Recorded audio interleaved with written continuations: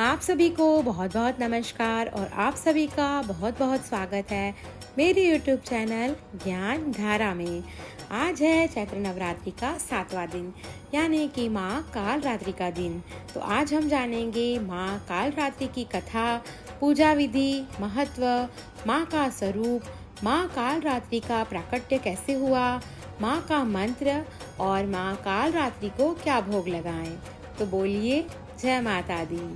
नवरात्रि का आज 7वां दिन है और इस दिन माँ दुर्गा की 7वीं शक्ति माता काल रात्रि की पूजा अर्चना की जाती है। माता काल रात्रि को शुभंकरी, महायोगेश्वरी और महायोगिनी भी कहा जाता है। माता काल रात्रि की विधिवत रूप से पूजा अर्चना और उपवास करने से माँ अपने भक्तों को सभी बुरी शक्तियाँ और काल से बचाती है। माता की पूजा करने के बाद भक्तों को अकाल मृत्यु का भय नहीं रहता। माता के इसी स्वरूप से सभी सिद्धियाँ प्राप्त होती हैं। इसलिए तंत्र मंत्र करने वाले माता काल रात्रि की विशेष रूप से पूजा अर्चना करते हैं। अब हम जानेंगे कि माँ काल रात्रि का प्राकट्य कैसे हुआ। असुर शुंभ, निशुंभ और रक्त बीज ने सभी लोगों में हाहाकार मचाकर रखा था। इससे परेशान होकर सभी देवता भोलेनाथ के पास पहुँचे और उनसे रक्षा की प्रार्थना करने लगे। तब भोलेनाथ ने माता पार्वती को अपने भक्तों की रक्षा करने को कहा। भोलेनाथ की बात मानकर माता पार्वती ने माँ दुर्गा का स्वरूप धारण कर शुंभ व निशुंभ दैत्यों का वध कर दिया। जब माँ दुर्गा ने रक्त बीज का अंत कर दिया तो उसके रक्त से लाखों रक्त बीज उत्पन्न हो गए। यह देखकर माँ दुर्गा को अत्यंत क्रोध आ गया। क्रोध की वजह से माँ का वर्ण शाम हो गया। इसी शाम रूप से माँ काल रात्रि का प्राकट्य हो गया। इसके बाद माँ काल रात्रि ने रक्त बीज समेत सभी दैत्यों का वध कर दिया और उनके शरीर से निकलने वाले रक्त को जमीन पर गिरने से पहले अपने मुख में भर लिया। इसी तरह सभी असुरों का अंत हुआ। इस वजह से माता को शुभंकरी भी कहा गया है। हम जानेंगे माँ काल रात्रि के स्वरूप के बारे में। माता काल रात्रि को काली, चंडी, धूम्रवर्णा, चामुंडा आदि नामों से भी जाना जाता है। माता काली भूत, पिशाच, प्रेत और नकारात्मक शक्तियों को नाश करने वाली है। माता का साक्षात्कार करने वाले भक्त को सिद्धियों, निधियों, ज्ञान, शक्ति, धन की प्राप्ति होती है। उसके पाप का नाश होता है, उसे अक्षय पुण्यलोक की प्राप्ति होती है। इस माता के शरीर का रंग घने अंधकार की तरह काला है। सिर के बाल बिखरे हुए हैं, 3 गोल नेत्र हैं, गले में बिजली की तरह चमकने वाली मुंडमाला रहती है। नासिका के श्वास प्रश्वास से अग्नि की ज्वालाएं निकलती रहती हैं। वाहन गर्दभ यानी कि गदा है। ये ऊपर उठे हुए दाहिने हाथ की वर मुद्रा से वर प्रदान करती है तो नीचे वाला हाथ अभय मुद्रा में रहता है। बाईं तरफ के ऊपर वाले हाथ में लोहे का कांटा और नीचे वाले हाथ में लोहे की कटार रहती है। अब हम जानेंगे माँ काल रात्रि की पूजा का महत्व। माँ दुर्गा के 7वें स्वरूप काल रात्रि को महायोगिनी, महायोगेश्वरी भी कहा जाता है। यह देखने में भयानक लेकिन शुभ फल देने वाली है, इसलिए इसे शुभंकरी भी कहते हैं। यह कृत्या प्रहार से पीड़ित, तंत्र मंत्र से परेशान भक्तों का कल्याण करने वाली है। यह रोगों की नाशक, शत्रुओं पर विजय दिलाने वाली और मन को भी विकार से मुक्त करने वाली है। यह ग्रह बाधा और भय को दूर करती है। अब हम जानेंगे माँ काल रात्रि की पूजा विधि। माँ काल रात्रि की पूजा अन्य दिनों की तरह ही की जाती है। महासप्तमी की पूजा सुबह और रात्रि दोनों समय की जाती है। माता की पूजा लाल कंबल के आसन पर करें। स्थापित प्रतिमा या तस्वीर के साथ आसपास गंगा जल का छिड़काव करें। इसके बाद घी का दीपक जलाकर पूरे परिवार के साथ माता की जयकार लगाएं। इसके बाद रोली, अक्षत, गुड़हल का फूल आदि चीजें अर्पित करें। साथ ही अगर आप अग्यारी करते हैं तो लौंग, बताशा, गुग्गल, हवन सामग्री अर्पित करनी चाहिए। माँ काल रात्रि को गुड़हल के फूल चढ़ाए जाते हैं और गुड़ का भोग लगाया जाता है। इसके बाद कपूर या दीपक से माता की आरती करें और पूरे परिवार के साथ जयकारे लगाएं। सुबह शाम आरती के बाद दुर्गा चालीसा, दुर्गा सप्तशती का पाठ करें और माँ दुर्गा के मंत्रों का जप करें। लाल चंदन की माला से मंत्रों का जप करें। अगर लाल चंदन नहीं है तो रुद्राक्ष की माला से भी माता के मंत्रों का जाप कर सकते हैं। अब हम जानेंगे माँ कालरात्रि के मंत्र के बारे में। तो पहला मंत्र है ओम कालरात्रे नमः।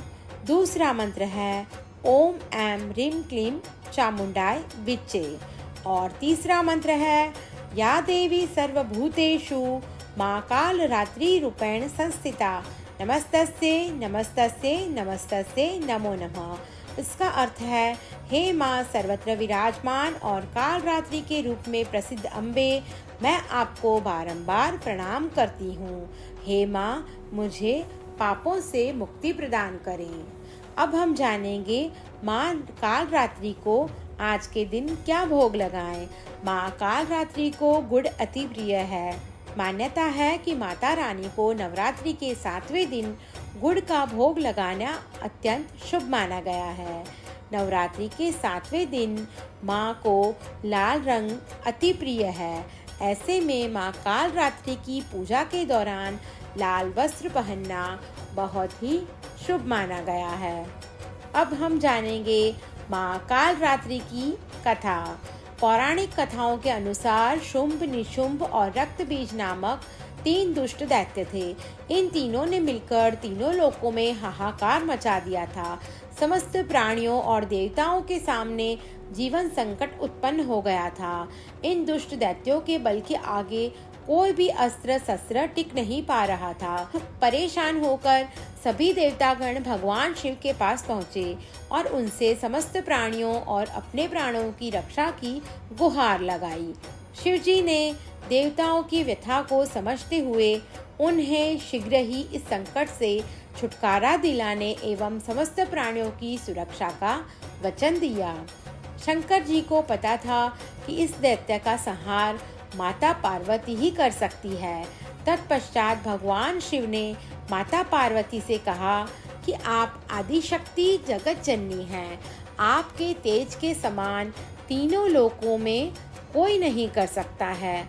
आप इन दुष्ट राक्षसों का वध करके इस सृष्टि की रक्षा करें।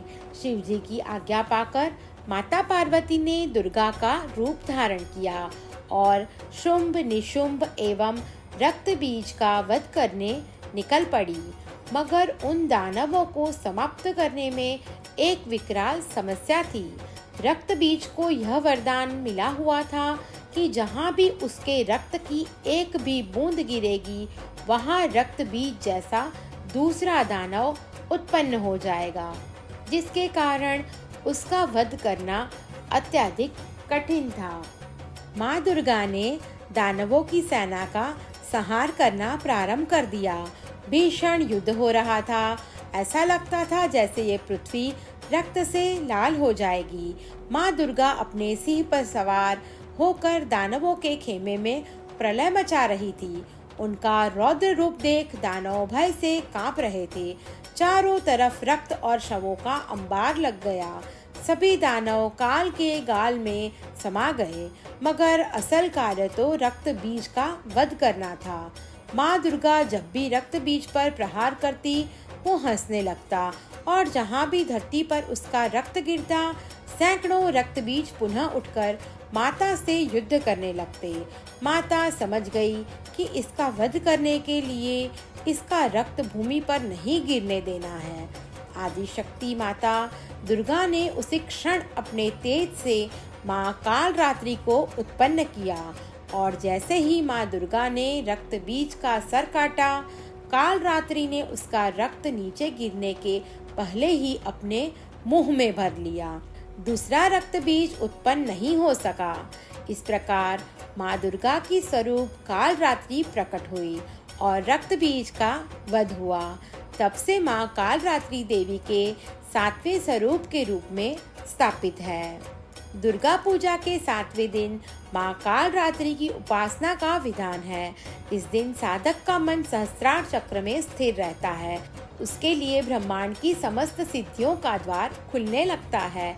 इस चक्र में स्थित साधक का मन पूर्णतः माँ कालरात्रि के स्वरूप में अवस्थित रहता है। उनके साक्षात्कार से मिलने वाले पुण्य का वह भागी हो जाता है। उसके समस्त पापों विघ्नों का नाश हो जाता है।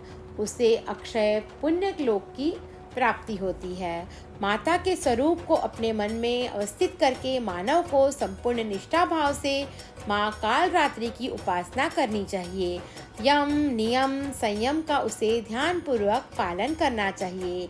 अपने शरीर वचन और कर्म में पवित्रता रखनी चाहिए। यह शुभंकरी देवी हैं।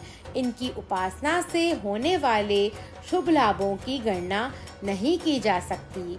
पूजा के अंत में हमें अपनी गलतियों के लिए क्षमा प्रार्थना अवश्य कर लेनी चाहिए। आप सभी को मेरी ये वीडियो पसंद आई हो तो मेरी यूट्यूब चैनल ज्ञान धारा को लाइक, शेयर और सब्सक्राइब करना न भूलें। धन्यवाद।